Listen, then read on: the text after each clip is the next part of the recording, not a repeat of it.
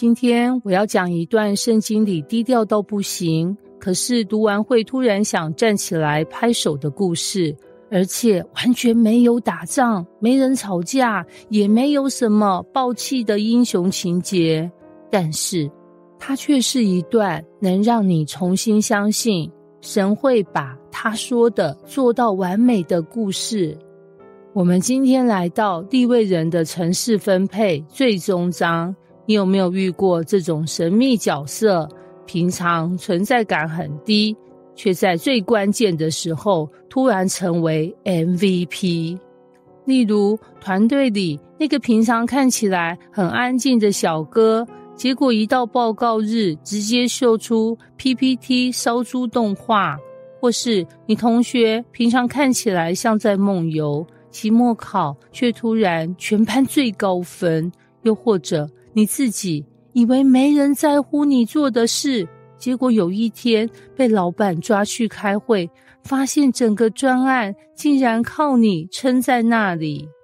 以色列的利未人就是這種存在，他們沒有土地，不耕種，不打仗，沒有地契，不領房產，但是他們卻是全以色列最關鍵的靈魂工程師。而今天的經文就是他們終於得到屬於自己的地方的高潮。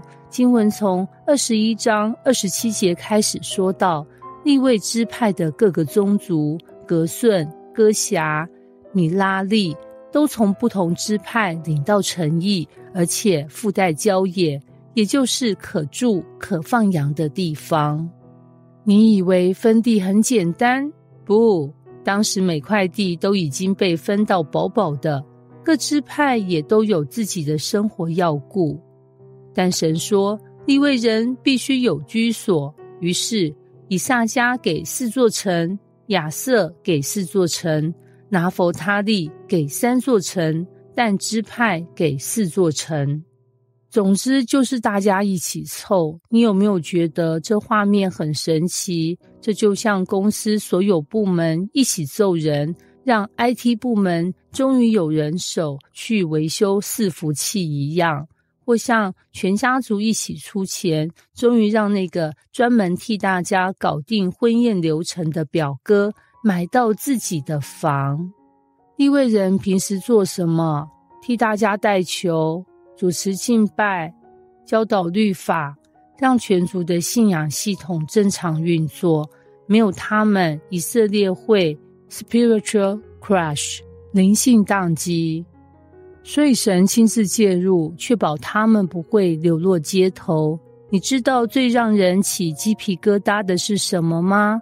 不是分地本身，而是第43到45節的總結。這3節是整卷約書亞記的神蹟總收尾。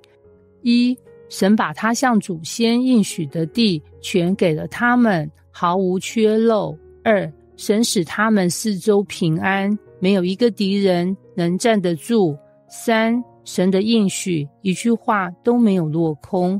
哇，這不是結尾，這根本像神在講，你們剛剛看到的每一步就是我設計的。你以為場景只是分地，其實它象徵的是神的不落空，是細到你甚至忽略的部分也照樣實現。就像你以為自己每天上班只是走流程，但3年後你突然發現，原來你不經意學的那些技能全都派上用場。又或者像你以為神沒聽你的禱告，但某一天你回頭看，原來他早就幫你鋪到位。整章看起來就是利未人需要家，各支派一起給，任務完成。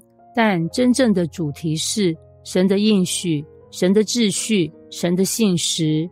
他不是只給某些人保障，連那些沒有土地、不參戰、不靠自己得產業的利未人，神都親自給他們一份位置。什麼意思？你在神眼中的價值，不是因為你的成就，而是因為他選了你。利未人的故事告訴我們，你以為自己沒有地位，沒有資源，沒有本錢，但神仍然可以讓你住在他的祝福裡。而整章最後那句話幾乎像神在簽名，耶和華所說的話一句也沒有落空，都成就了。這句話不只是給以色列的，也是給每一個正在等候神的人。